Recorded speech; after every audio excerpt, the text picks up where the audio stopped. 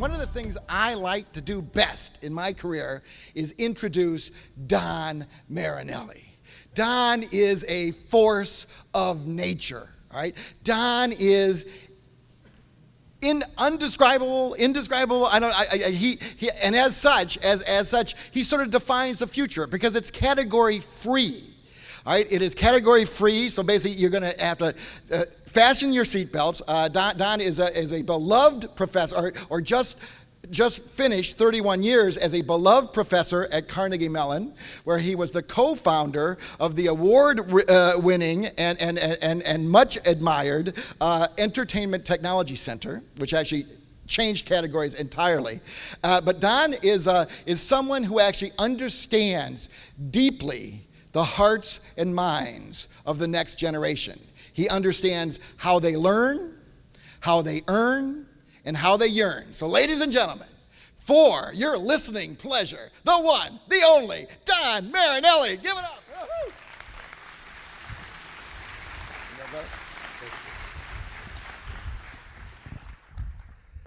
So he's a little over the top. Well, being here is a thrill for me because I always wanted to fly. I was prevented from flying by nature because up until laser surgery, I was legally blind. I mean, if I took off my Coke bottles, there was no way to see. In fact, I remember this yearning I had to join the military. And I was talking to a Coast Guard recruiter. And he said, you know, we'd love to have you, but you're ineligible. I said, why? And he goes, well, you're blind. And I said, well, I have glasses. And he said, well, look, let's run a scenario here. You're manning the forward gun of this patrol boat. And the enemy fires a shell and it knocks your glasses off. What do you do? And I said, well, that's very simple. Surrender. And he said, my point exactly. So I did the next best thing. I became an academic. And I've spent most of my life trying to figure out who I was when I was a student and who these young people are that parents entrust to us. I don't think there's any greater responsibility that a teacher has than to recognize that parents are putting their kids in your care to educate them. So this talk that we're about to have is very much, at the very least, an explanation about your kids. They might be your kids, they might be your grandchildren. But it's really going to be about who are these people? Because I'm going to contend that we have been able to witness evolution. You know, when you think about the whole notion of evolution, how is all this change occurring? It's occurring because some gamma ray is hitting a gene somewhere, which is producing some new creature that is somehow adapting to the society. Well, guess what, ladies and gentlemen? We're no longer waiting for that gamma ray to come. That gamma ray is called technology. And it is my contention, from living with young people for the last 4 decades, that we are now witnessing an entirely new species of human being. Not simply a linear progression. You know, I tell people that when my parents were growing up, what was entertainment? Entertainment was being in the living room, listening to the radio. You could multitask while it was going on. Who was knitting, who was reading, but the radio was there. When I was growing up, it was a linear progression. I had radio with pictures. It was called television.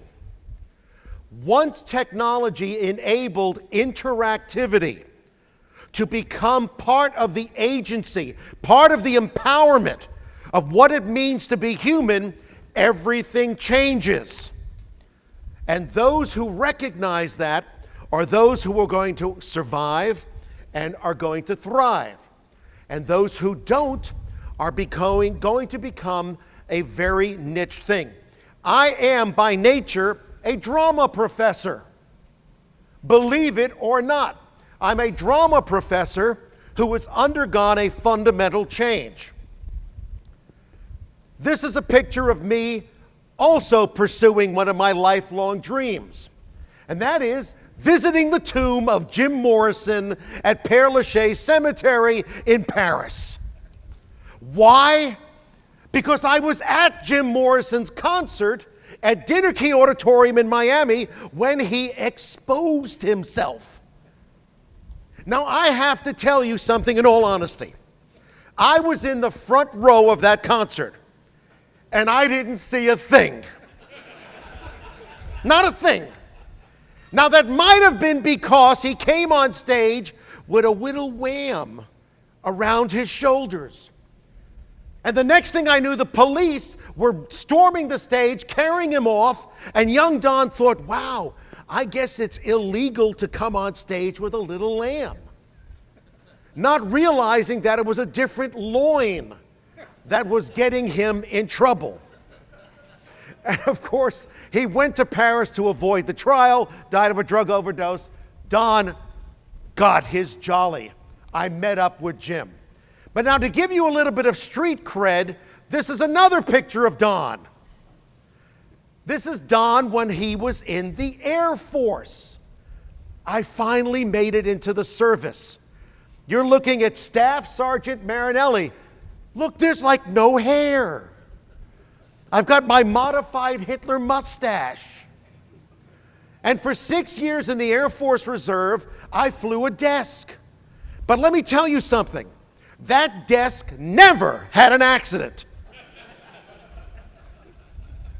And what was my job in the Air Force? I was the registrar for the Community College of the Air Force.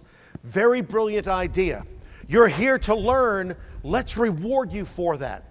Now, I'll be honest with you, when I had some of these airmen coming to see me, and I'm saying, you know what, I do think you need your associates in applied science in nuclear weaponry. I think this will hold you in good stead somewhere. But I loved it. I joined, and you want to know why I joined the unit I joined? They were the last ones flying the C-123 provider. And then we were the first ones flying the oldest version of the C-130. I mean, it was F Troop if ever there was one. But I had a blast. When I retired from the Air Force Reserve, there was a ceremony. They gave me an Air Force Commendation Medal. I said, I'm a little confused here. For 6 years, I flew a desk and made coffee. Why am I getting an Air Force Commendation Medal? They said, Don, things are so bad that the fact that you simply did your job warrants a commendation medal. And things have only gotten worse. As Thornton mentioned, this is about change. I know it's about change because I've had to change in my life quite a bit. Many of you are familiar with my colleague, Randy Pausch. How many of you have ever heard of The Last Lecture? Okay? Randy and I were the ones who created the Entertainment Technology Center. And we did something at that time which was unheard of. What did we do? We brought the arts and the sciences together. And you know what's shocking? People thought that was radical. You know, they used to come up to us and say, my God, what an incredibly visionary program. And Randy and I would chuckle and we would say, visionary? This isn't visionary. This is reactionary. What do you mean reactionary? We are reacting to what your kids, what young people are doing anyway. They are incorporating technology, art, philosophy, because they have not grown up on this ridiculous bifurcation that was perpetuated upon us by popular media that even today still doesn't get it right. The fact that we found out what sections of the brain happen to contain certain software that we operate this body on, we took in the wrong direction. So that all of a sudden you had young people going, no, I'm left brain, I'm right brain. It's completely ridiculous because you are all whole brain. In other words, you are artists. Every single one of you who is an aviator is an artist. You know what's fascinating is how Thornton promotes himself as a futurist, and he is. But my doctoral dissertation in theater was the work of the Italian futurists, Filippo Tommaso Marinetti. And if you really want to get excited, say it fast. Filippo Tommaso Marinetti. And notice Marinelli with the L's crossed is Marinetti. Now, what was it about the futurists? They were the first art movement in the world to embrace technology as the pinnacle of art. And the futurists who began in 1909, what did they morph into in the 20s? In Italian, it's called Aero-Pittura, aerial painting. So many of you know about the Ju-87 Stuka with the siren. Guess what? The Italians invented that. Because the Italians, the futurists, were the first ones that had symphonies on the airfield coordinated with airplanes that had sirens so that it would enhance the music and would actually be a modern manifestation of music. Why do you not know about this? It's very simple. They became fascists. So we threw the baby out with the bathwater. But the futurists, my dissertation topic, were aviators. Marinetti was one of the first Italians to fly an airplane. So this is ridiculous. So we're going to talk about 21st century digital natives. That's the name we give to your kids or your grandkids. Some of you are in this room. So this, if anything, is going to be like a psychological review as to why they are different. And of course, there's a challenge in that. Because in the same way that they are different, you're going to have to reflect and say, do I care? Do I want aviation to respond to this new generation, or do you want to become the opera of technology? In other words, addressing only a very niche audience, happy among yourselves and your clique. What I'm going to show you is you can do that only if you want to disappear. Next. Okay. What has been the change? The change has been interactivity. All of these things are the reality of today's children. What are we looking at? They believe and exist in multiple realities. It is normal for me, when I'm talking with young people, to want to define what sort of reality. Are we talking about a virtual reality? Are we talking about a augmented reality? Augmented reality is an actual technology that will bring additional information and insights into the world we see. Are we talking about alternate reality? Alternate reality is one of the fastest growing games. You know, it's very funny about this is when I went over from drama to computer science, and I have to tell you, you want the definition of drama? Be a drama professor who realizes that his world is disappearing. In fact, I'll tell you when it happened. At Carnegie Mellon University, we are the oldest school of drama in America. And it's funny because most people who are left, right brain go, no, you're a big computer science engineering school. I'm like, right, but we're also the oldest school of drama in America. And for 15 years, I was the associate head. You know, my job was go to Hollywood for parties and go to New York for Broadway openings. I didn't think it could get any better than that. But in the mid-90s, we're traveling around the country. I don't even remember where it was, but there was a group of students, and I was getting a very strange vibe. I mean, it was a vibe that basically said, why are you here? And so I said to the students, look, let's play a game. It's Friday night. Money is no object. How many of you, on your own volition, will go see live theater? And to my shock and chagrin, maybe 30% of the hands went up. 30% of the hands of young people who were auditioning to get into the drama program of one of the most famous schools of drama in the country. This is called cognitive dissonance. I said, okay, how many of you would be willing to go to cinema? Maybe 60% of the hands went up. Okay. Then I asked the real question. How many of you would prefer a couple of supreme pizzas from Domino's, a case of beer, and sit at home playing video games? And practically every hand went up. And I had one of those crises. And I went back to the faculty at the School of Drama and I said, there's a fundamental shift and change occurring among young people. And we have the choice to either address it or to stick our heads in the sand. Because this is something that theater people are very good at. Because when I got to Carnegie Mellon in 1981, one of our techies gave me a bumper sticker that read as follows: "Theater is life. Television is furniture." And I thought that was ironic because we're always looking for money, and the only people we would look for money from were the TV stars, because nobody in theater had any money. And so here I am saying, are we going to address the growing interest and industry of video games?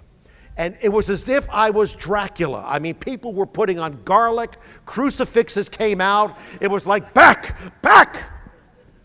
And so I did something which was unheard of. I realized that if anybody was going to make this transition, it was probably going to be neo-Italian futurist Don.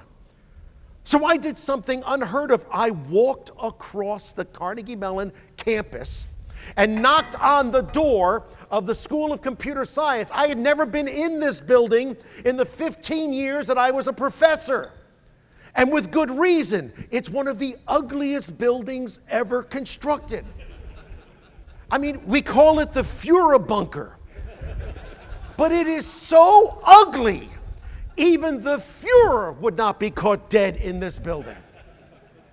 I mean, I walked into this monstrosity, and I'm no fooling. I encountered young people who had not been outside in so long that their skin had become translucent.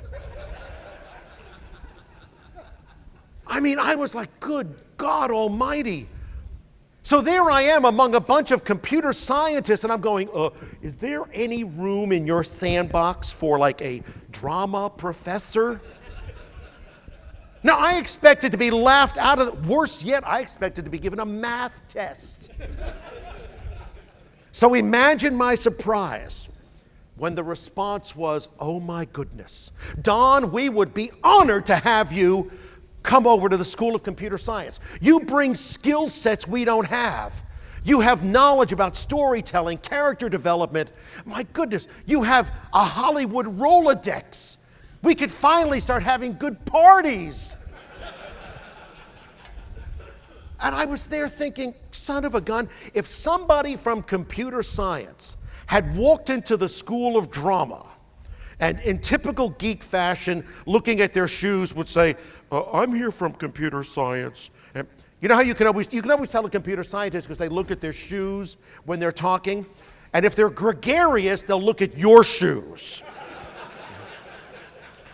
And I mean, if that sucker had said, we're here to bring you computers into the arts, we would have cut that sucker's head off, put it on a pike, and in front of the theater done a riff on Dante that said, give up all hope, ye geeks who enter here. So what am I discovering? That the closed-minded computer scientist is the most open-minded, and we liberal theater people are the real dinosaurs. And it ended up being the greatest move. I remember vividly Randy taking me to a DARPA conference. All right, DARPA, the Defense Advanced, I mean, the CIA of the DOD just about. And I have to admit, for 3 days, I was having an existential angst. I was like, what the hell am I doing here? I mean, I didn't understand what was going on, what was talking. Finally, the last day, the general, the admiral on stage goes, ladies and gentlemen, we've had a very distinguished visitor here the last 3 days. He's a drama professor. And I got so excited. I thought, oh, thank God I'm not the only one here. And I'm like looking around, and then I heard, oh, he's from Carnegie Mellon. I went, oh, shit, that's me. And he says, would Dr. Marinelli please come down up front? I come down, I'm paralyzed. I mean, it's like I was back at Lackland encountering an officer. You're like, is this the right salute? Is this English? What the hell am I doing? And the general says to me, Don, you're the only drama professor we know who's been in computer science now for a couple of years. What impact has this had on you? And I said, well, to be honest with you, I feel right at home. Well, the audience started murmuring along the lines of, my God, this is more serious than we thought. He's lost his mind. And then I realized, you know what? You guys really don't know what we do. I know more about what you do in computer science than you know. I really think that you believe that we in the theater get up every morning, put on a toga, go walking into the woods saying, "Oh, muses, please strike me with inspiration." I said, we don't do that. We work really hard. I said, in fact, what is the key, the fundamental dynamic of computer science? It's an algorithm. And what is an algorithm? An algorithm is an if-then equation. I said, well, guess what? What do you think we do in theater? We do if-then equations. If I cross the stage, stop center, look out, say these lines, then cross down right, say these lines. If I do all these things, then you should believe the butler did it. Guess what? It's an if-then equation. What's the difference? You're building your algorithms on math. I'm building mine on human psychology, meaning I'm not really building an algorithm, I'm building a heuristic. But we're both trying to do the same thing. Light went off. Now we're going to figure out, how do these young people do it? Number one, accept the fact that generational change is no longer defined by the biblical 20 years. It's done. You're looking at about 2 years. Ask anyone in retail if there is such a thing as a teenager. There is no such thing as a teenager. There are 13-year-olds. There are 15-year-olds. Who do you think reads 17 magazine? No self-respecting 17-year-old would ever be caught reading 17 magazine. 12-year-olds read 17 magazine so they know how to look cool and mature. Think about yourselves. How many of you have a phone where you're thinking, oh my God, I'm a dinosaur. I've had this phone for like 2 years. So even you are familiar with the fact that we have accelerated generational change. The minute you find yourself thinking that you know what these kids are thinking, you've already lost. You have got to be completely tuned in to the changes. How can you do that? Television, social media, and your kids will tell you. I have a 26-year-old daughter who has taken it unto herself to educate me about how uncool I am every chance she gets. What do we mean by that? Take a look at the evolution of our society. You're looking at, and I'm looking at, a bunch of baby boomers. All right, I just turned 60 years old. I know I don't look it. Baby boomers. And then we went to what? Generation X, from 63 to 81, and of course none of these are really finite dates. Then we've got the Generation Y, the Millennials, many of them in this room. Guess what? Now we've got Generation Z, the digital natives. What's happened? We've run out of the alphabet. We got no more letters. We're not going to go to Generation AA. What are we, like a bunch of batteries? No. What do we describe the future generation as? The plurals. The plurals. And we're going to go into that. They are right brain, left brain. They are whole brain thinkers, and they view the world differently, as we're going to see. And as I just mentioned, this applies as much to technology as it does to societal norms and values. We know what that means for us? You never can rest. You never can rest. Pity the professor who thinks he's going to teach the same class the same way year after year. You're doomed. Okay, you are looking at the most multi-ethnic, multicultural society we have ever had. Now you could say, well, what about the Ellis Island days and all that? Yeah, they all went into ghettos. My family grew up, we came over from Italy, Ellis Island, Lower East Side, Brooklyn, Bensonhurst, Canarsie, And then when Dad didn't pay the dues of the Italian club he was in, we had to move to Miami. We had to move to Miami. You know, when I was growing up at first, this was like something you kept secret. Why keep it secret? It's true. It's why I had to go to school to learn Italian, because my family was like, we're Americans now. I said, we're Americans. You got to tell the Americans we're Americans, because they still think that we're Italian. Multi-ethnic, multicultural. What does that mean? The USA will become a plurality nation within 50 years. In other words, we're going to start looking like the European Parliament. Reality. Minority children will be a majority within the next 7 years. Minority children will be a majority within the next 7 years. It gets even better. Hispanic and Asian populations will both double by 2040. And ladies and gentlemen, this transformation is already underway, except in this room. I see a lot of white guys. I'm a white guy too, all right? We're not addressing the reality of America coming up, which is kind of odd, because once you get on the road, you start to see it. It's all over the place. You know, when I was growing up in Brooklyn, you know what exotic meant? We went to a Chinese restaurant. That was exotic. One of the joys I had in the Entertainment Technology Center was keeping track of which takeout trucks were coming. I mean, Indian food? I mean, cumin must be crack. Well, I mean, when I smell Indian food, I could have just had a 14-course turkey dinner. I got to have some Indian food. I got to have Indian food. I mean, first of all, when you're in the theater, the notion of, oh, I just ate does not apply. Other realities. Folks, they do not perceive of time and space the way we did. And this is very important, because you love flying. And doesn't it boggle your mind when a young person says, well, that's boring? Let me get this straight. We're in the air, in a machine. If that thing's not turning, we have a problem, and this is boring. I mean, there's a problem in communication here, especially when one of the reasons I left theater was video games are the #1 entertainment in the world now. It ain't going back. All right? Movies are not going to capture it. It is all forms of interactive entertainment. And the fact is, you've got interactive entertainment. It's there.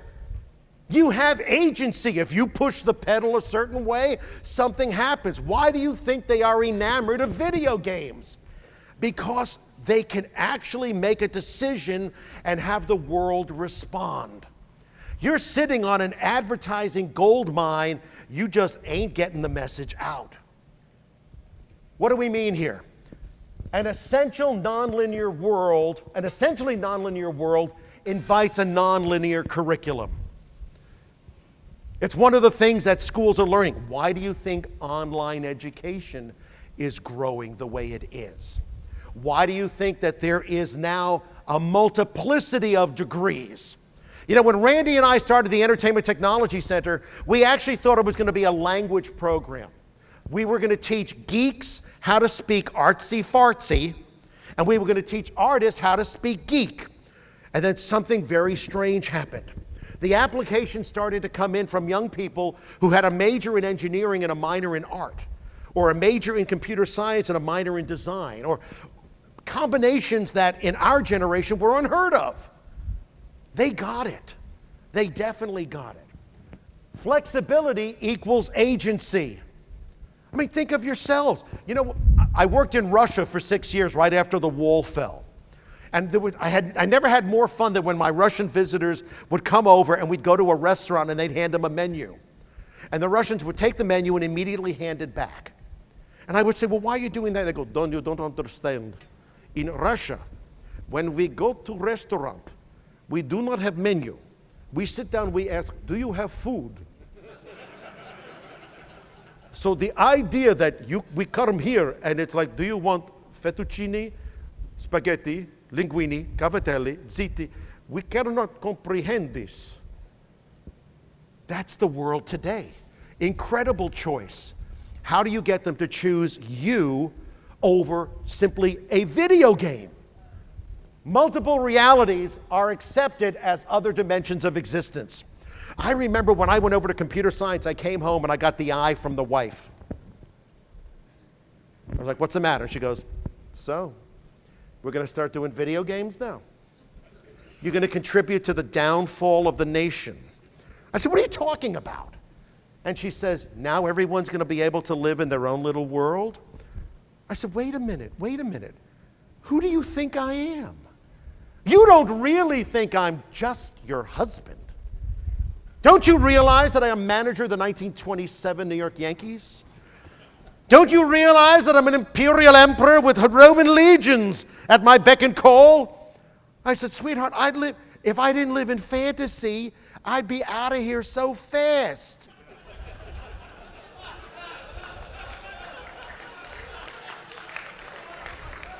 I mean, who the hell are we kidding?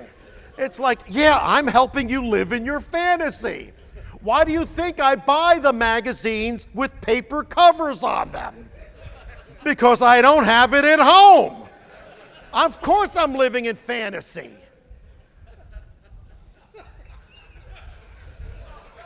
We're still married. She has the entire second floor. I have the entire third floor. Because, are you streaming this? Oh, shit. I like San Marcos. I think it's a very nice place. You've got persistent versus preserved states. In other words, it is absolutely normal for these people to say, in this world, I know it's going on without me. In this world, I have frozen time. I mean, we've never thought like this. And it's all about omnipresence and simultaneity. Let's continue. They are technophiles. This should play to your advantage. They love technology. You know, the biggest fraud was me being the head of the Entertainment Technology Center. I don't know this stuff. The cool thing was I could admit I would get in front of the students and say, you want to know the definition of freedom? I'm going to tell you the definition of freedom. Right now, you know more about video games, theme parks, dark rides, roller coasters, themed entertainment, location-based, than I do. I just happen to know more about everything else. So it's like this. You teach me what is so cool about this stuff, and I'll teach you basically how to stay out of jail. It's a contract. It's a contract. Like, you know, the newspaper, they would call me up and go, Don, what do you think of the latest micro? And I'd go, do you honestly think I'm going to camp out, like in a tent, outside of the Apple store? I said, my ass can't handle that. Let the kids do it. And the next day, they'll be in my office going, let me tell you what really works about the Apple new and what doesn't work. And then I parrot them. This is the reality. Let's face it. Technophile. It is a procedural medium. What do we mean by that? Technology is a means to an end. One of the best, if you saw the last lecture, you will remember that Randy Pausch said he wanted to be remembered not for the ETC, but for Alice. What is Alice? Alice is a software program. What, a software program? I used to yell at him going, you want to be remembered for a software program? And he goes, no, the reality of the software program is it addressed the question of why should girls learn computer science? I mean, up until middle school, girls and guys are pretty much the same. Then testosterone kicks in, and it becomes a macho thing. And the girls, it's not like they can't handle it. They're simply, please, you're so immature. So what did Randy realize? Why don't we show them why learning computer science is important? Why is it important? Because it can bring animated characters to life. That's why it's important. So in other words, the end justifies the means. The end means, you mean I can take this character from The Sims and through my programming, make this character do what I want it to do, Son of a gun, I will learn programming. And what was the hook? Storytelling. Because girls are more mature. They value the existential realities of life, i.e. meaning, more than we do. At least until we get old. Okay? Together, these afford the pleasure of agency. Flying an airplane is tremendous agency. What's going wrong? Why is this message not coming out? And for a 21st century digital native, interacting with technology is second nature. They should be beating down your doors. Let's continue. They believe in technology as portals. This goes back to means to an end. When I would take my students to an art museum, they would look at this work of art, they would go, that's really cool. Why can't we enter that picture? Basically, why can't I go in there? If you're going to show me the gardens of Givenchy, why can't I go in there and explore them? Oh, well, you use your imagination. Guess what? Technology has empowered imagination in ways, this is always the argument I would have with my drama professors. Technology is taking away their imagination. You couldn't be more wrong if you tried. It is empowering imagination. Let's continue. Digital media is perceived as a three-dimensional experience. In other words, it is another world. All right? It is all about navigating virtual space. Do you realize one of the lures of a video game is navigation? That you are able to literally explore this world. What more exploration do you have than when you're flying a plane? I mean, any chance I get, I'm a World War II history buff. The fact that you've got the Confederate Air Force, the commemorative Air Force here, is a thrill. When I saw the hangar, I was like, son of a gun. I just got my commemorative Air Force hat. I mean, I send money to keep Fifi, the only B-29 flying alive. I mean, this is incredible. And why? One of my best friends happens to have been on a B-29 blown out of the sky over Rangoon, Burma, not because of the Japanese, but because a moron colonel made them load the bombs in a way where the bombardier said, sir, you can't do that. You can't do that. It'll explode in air. Shut up, do it, exploded. Greatest loss of B-29s in American aviation history. He's even written a book on it. And to be able to share that with him, to be able to share that experience with him is invaluable. All right, let's continue. Your children have grown up interacting with massively multiplayer worlds. Okay? They've grown up with this. This is Disney's Toontown Online. This is PixieHollow.com. That's Monkey Quest. So you've got children who are used to interacting with their peers from all over the world, and now we have a solitary experience of flying a machine. It's like, wait a minute. How can you become part of this incredible society of fellow aviators? It kind of always bothered me in the Air Force that you had the officers in one bar and the enlisted in another bar. I'm like, you know what? I think we're having more fun, but why this dichotomy? Let's continue. Folks, I don't know if you realize it, but to young people, those cool museums are boring. Boring to death. There is a crisis in the not-for-profit management world. The idea of going to a museum, which young people consider to be a repository of dead things, and then cramming to read a 3x5 card. I mean, and I'm at the age where I can't even see the 3x5 card, even with laser surgery. It's like, forget about it. This is just not worth it. I'll look at it on YouTube or something else. There's severe crisis. And there's crisis not only with museums, but with all social institutions. When you think about what social media, it's young people creating a parallel society to the one we are giving them. Why are they doing that? Because the one we're giving them, to quote Thornton, sucks. I mean, when you think about the excitement that accompanied Obama in 2008 and the shocking, absolute disillusion that exists among young people today, good luck running for office in the next election. Forget about it. It's broken. It's completely broken. $16 trillion debt. come on. They're smart enough to say, it's the world you created, we're going to create our own. So we either have to apologize, fix it, or say to them, why don't you guide us?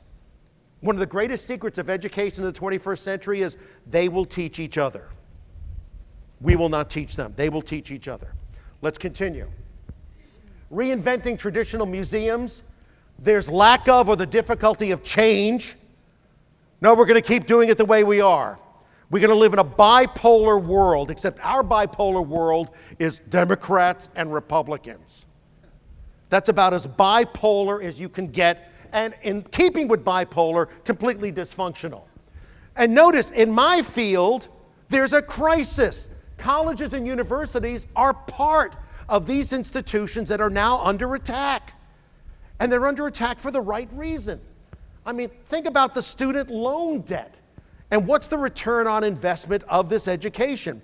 The institution that I was at, if you went there for 4 years, you could count on $200,000 in debt. That's a lot of jack. $200,000. And what's the government now saying? We should peg the amount of loan you get to the expected salary you can receive when you get a job. Now, in theater, that's called tips. That's called tips.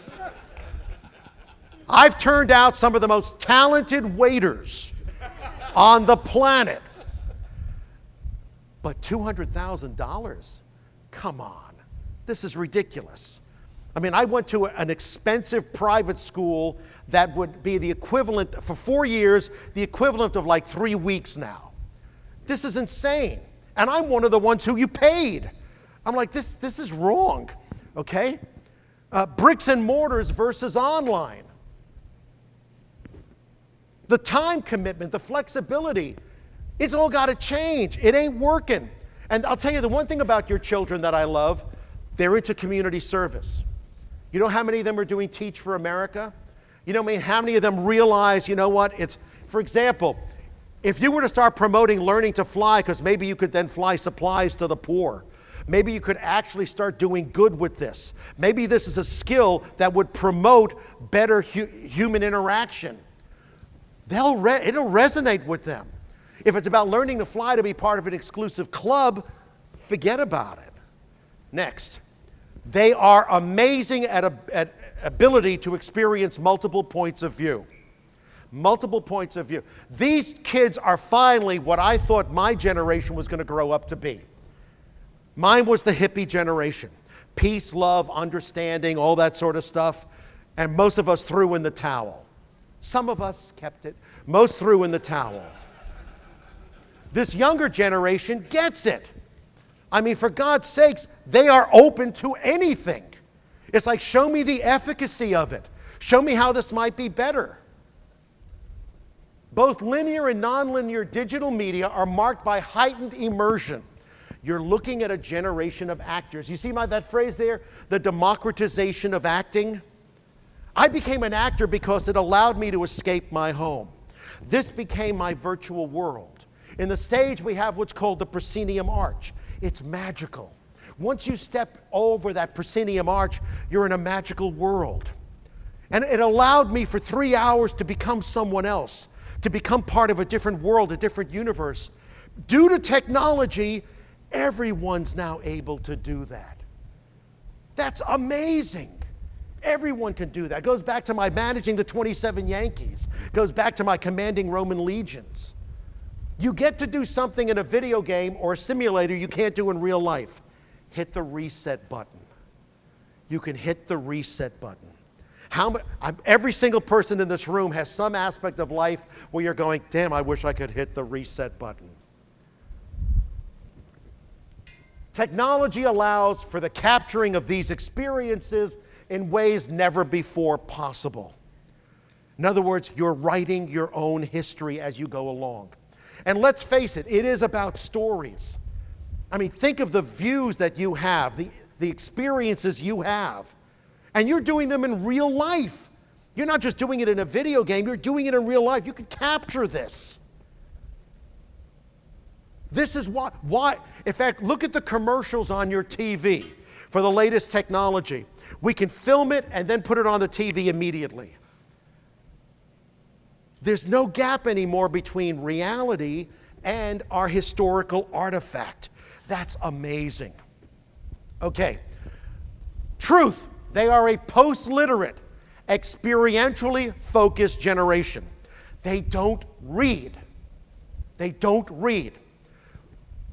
About 10 years ago, we were approached by the New York City Fire Department. And they came to us and they said, because we, at the Entertainment Technology Center, we like to build things. It's a kind of a radical approach to education. Let's not talk about it, let's build it. FDNY came to us and said, we have a crisis. I said, what's the crisis? They said, prior to 9/11, all of our hazardous material was contained within Hazmat 1 based in Queens. World Trade Center happened. Hazmat 1 went down to World Trade Center. They were wiped out, 300 of them gone. What did we learn? Now every New York City firefighter has to have a fundamental understanding of hazardous material handling. How are we going to do that? We're going to hand them the book? They're 20-somethings. They're not going to read it. Could you create for us a video game virtual world simulation? Can you make it what we call a God game? What's a God game? The teacher is always on site, like a dungeon master in D&D, Dungeons and Dragons. Guess how firefighters in New York City learn hazmat? They are immersed in a virtual world where the dungeon master, the god, can change it on a dime. We built for them a subway system. We built for them factories. Up to 60 firefighters can converge virtually and will do what they were doing. I've looked at Marinelli, the firefighter, attending to a factory fire in Staten Island, trying to figure out, should I go in or not? Because the thing about hazmat is you learn the complete opposite of everything you learned as a firefighter. Firefighter is go in and get the people. Hazmat, do not go in. Do not go in until you know what the hazard is, because they want you to go in. They want you to go in and come out with the toxin. They want you to go in and come out with the virus. So we've got to teach you how. How are we going to teach you? Through video games. Post-literate experientially. It's the efficacy of applied knowledge. That's what that is. That's applied knowledge. It is reality television as a laboratory of social and relationship experiments. Rather than lament reality TV, when you think about it, what are stories? Stories are the compression of real-life experiences. What is technology now allowing us to do? Skip the story, let's go right to the real life. Let's go right there. As much as my wife and I tried to educate our daughter, the fact of the matter is peer pressure, what she saw on TV, had as much impact. You know, I used to tell people, she would come down going out for a date, and if Dad said, you're going out in that? That meant she was going out in that. But if her peers made a comment like that, that dress would be in the Goodwill pile the next day. Peer pressure. Absolute peer pressure. What's one of the things we all learn in basic training? We're here as a unit, right? We are here as a unit. My flight meant everything to me. My wife's an Army grad. One of the reasons I went to the Air Force was she described Army basic training. And I said, what's with this running shit? I mean, this running. What? And I was at Lackland at a time when there was some fight going on about they were working us too hard. And I would like call home, my wife would go, well, how's everything? And I said, some of the guys went to the club to play video games, some played golf, others went to the pool. She's like, oh, this poor man has lost it. He's lost. I was like, this is it. I never did a single push-up or sit-up in basic training. We would do stretching exercises. Like, what the hell is that? 24/7, 365, that is the world today. That is the world they live in. And what's so cool about video games? Replayability, transformation.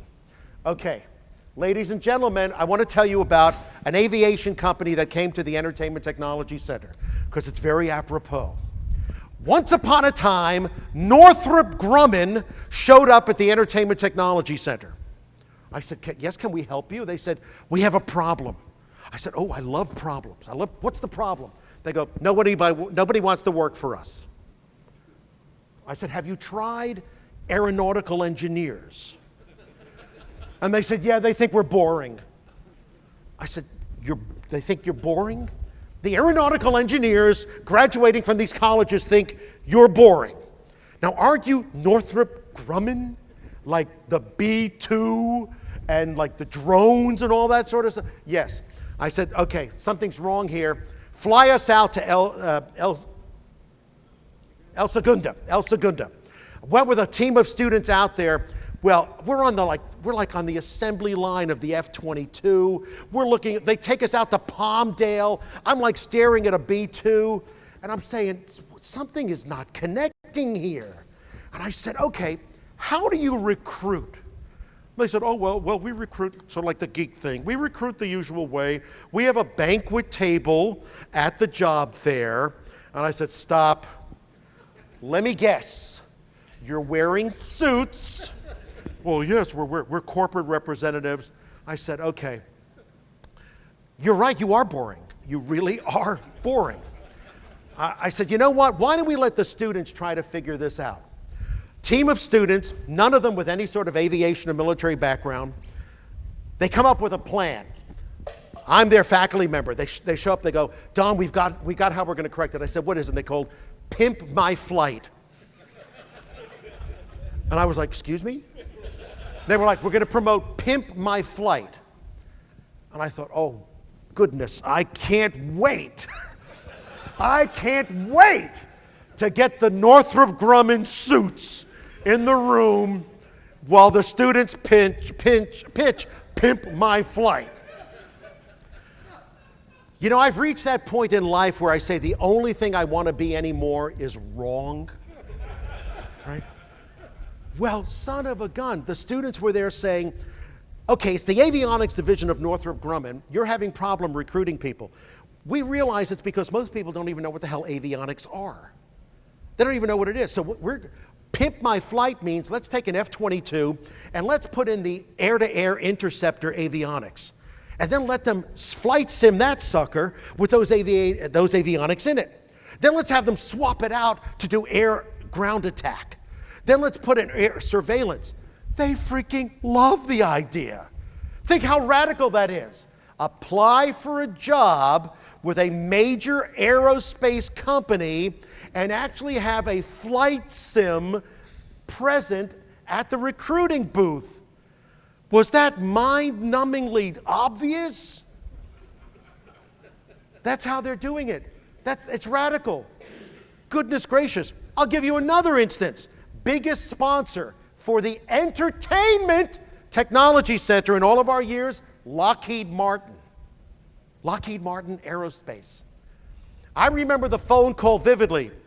Don picks up the phone. Hi, Entertainment Technology Center. Hi, this is Lockheed Martin. We want to talk to you. I said, you have the wrong number. I said, you have the wrong, obviously you're looking for the Engineering Technology Center that you can get them at. And they went, no, entertainment. We want the Entertainment Technology Center. I said, okay, why? And they said, it's very simple.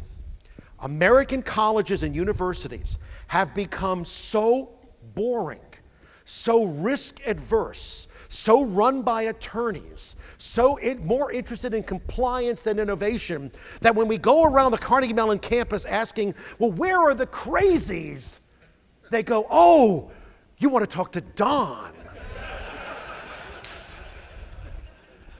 And I'm like, you got money? And they mentioned a figure that was like, whoa! And I was like, you come to the right place. You don't have to show no stinking badge. You come right in. We ended up doing like 22 projects for Lockheed Martin. And it was absolutely, and the students loved it. The students who are aspiring video gamers loved the fact that they were working with Lockheed Martin. Because what would Lockheed Martin say? Can you make Batman real? Son of a gun, the kids went crazy. Imagine if there were 10,000 satellites, each the size of like a beach ball, and they talked to each other. What would they say? Goodness gracious, the kids loved it. Entertainment is what we're all seeking. Hopefully, I'm entertaining you. And by entertaining you, I'm getting through to you. The other reality about these kids is they know money. They honestly know money. They understand the marketplace. They're very frugal. I mean, when you think about it, fewer young people own cars now because of the pollution, because of the desire to be green. Zipcar is extremely successful. Colleges and universities live on that. I mean, these kids are into serious issues. That's why I thank God I'm alive to finally see the hippie generation that doesn't know it's the hippie generation, but they embody the attributes that we wanted. All right? They know that innovation equals evolution. They have an expectation of lifelong learning.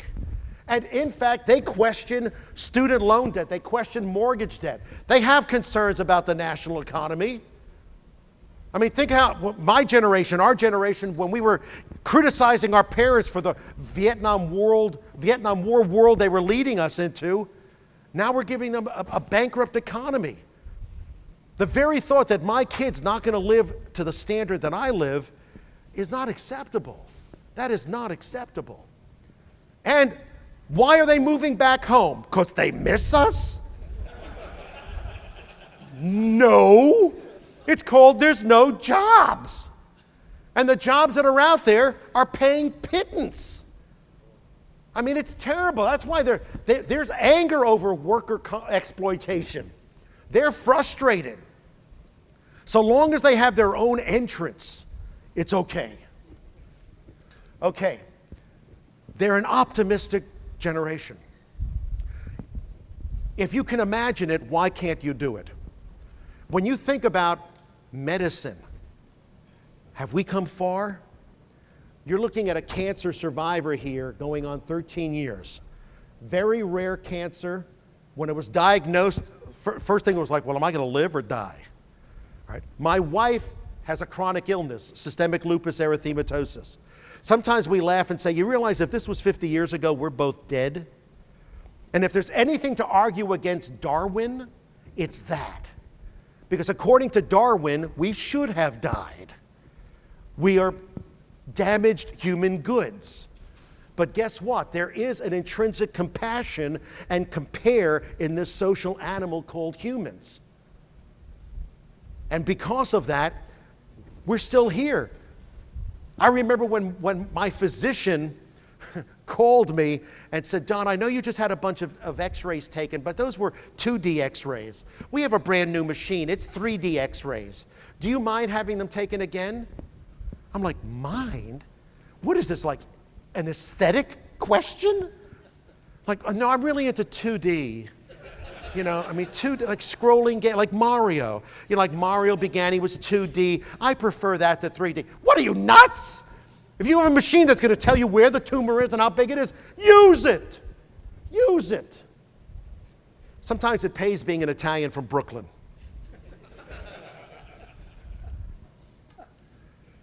What do they care about? They care about clean energy. I like what I see on the diesel engine. Have some concern. They're concerned about their environment. Right? Because we're going to go away. They're going to be here with their kids. That's funny. My daughter moved to Chicago. She's about had it with Chicago. Why? She goes, this is not quality of life. I mean, quality of life. Did I care about quality of life? I cared about girls. I mean, why do you think I joined the theater? For art? It was the 60s. It was like loose women. I mean, because I wasn't a jock. I mean, if that shocked some of you. They're into sustainability. You realize that the building next to mine in Pittsburgh, they grow, it's regenerative medicine. I've gone in there and seen them growing human organs. This is freaking cool. A little scary, but freaking cool. I don't know if you go on YouTube, you'll see the Chinese guy where they're growing his nose out of his forehead. That's not Photoshop. Okay, that is literally what's going on with regenerative medicine. And we're all in favor of that, all right? They know universal communication is coming. In fact, what are we doing at Carnegie Mellon? Language translation. Pretty soon you're going to have the little device, and whatever language you're speaking, it's going to be real-time communication. One of the biggest barriers we have to communication is going to disappear. All right? Medical advances, stem cell, regenerative, robotics and animatronics. I have seen the androids. The Japanese are making some very cool androids. There was an android I saw in Japan. How realistic was it? I asked her out. I asked her, and they said, if you don't mind carrying all the pneumatic tubes, she'll go out with you. They have an extremely tangible imagination. It goes back to their, if you can imagine it, you can do it. And lastly, they're moving towards what? Immortality in a hard drive. This is pretty cool because it transcends narcissism.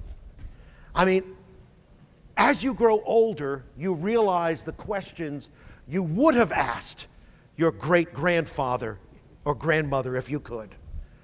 Now, guess what? You're going to be able to do that. I take great thrill over the fact that there's going to be a child, I have no idea who, what, when, but at some point they're going to say, "Dear great-great-grandfather, did you ever want to run away from home?" And I'll be able to communicate to that individual thanks to technology. They have, all of this is coming to reality. And notice how, what always fascinates me is our machines, the airplanes from World War II are outlasting the aviators. And there's a permanence to that. There's a tangible history there that we've got to be able to connect to the generations. And we can do that. Technology can do that. In Pittsburgh, we have a submarine. A submarine. And it was a submarine that I actually knew from Tampa. And I remember saying to the museum, "Give me the submarine." Because the people that can tell the stories of the submarine are gone. They can't get down the ladder anymore. But through technology, I will make that submarine have a life. Guess what? We installed 20 micro monitors in there. We interviewed submariners from myriad generations, and we increased the dwell time on this exhibit from 20 minutes to over 90 minutes. Because we gave that submarine what it's always had, its stories, its life. It is perpetuated, it is alive. And that's what you need to do with this incredible capability of aviation. It's there for you. You know, you've got individuals like Kurzweil who are planning immortality in its tangible form. I'm not going to be around when we get there, but the stories can be. And if it's one thing about this generation, they love stories. They love experiences. And you're providing them with an incredible one. It's the message. You've got to work on getting that message out to them in a way that resonates with them. Because there's nothing like flying. There's no greater freedom. It's something we have always sought after. You know, it's funny, 2 weeks ago I was the keynote speaker in Savannah at the Themed Entertainment Association, and I ran into a hero of mine, Kermit Weeks. You know Kermit, Fantasy of Flight? And I said, "My God, I love I go to Fantasy of Flight." And he said, "Well, you know, Don, I just finally realized that Fantasy of Flight is simply a means to an end." And I said, "Tell me more." And he said, "I need to redo it because flight is really just a metaphor. It's a metaphor for what we all have within us in terms of the desire for spiritual flight, for the freedom." I mean, think about most religions and spirituality. What happens at the time of death? Our spirit is freed from this bodily constraint. Basically, we're now able to fly. And so he started to talk to me. I mean, when he starts to talk about having conversations with the Wright brothers and with Henry Ford, and I'm like, sure. But he realizes it's a metaphor. Tap into that metaphor. All right, folks, that's it. That's all I have to say to you.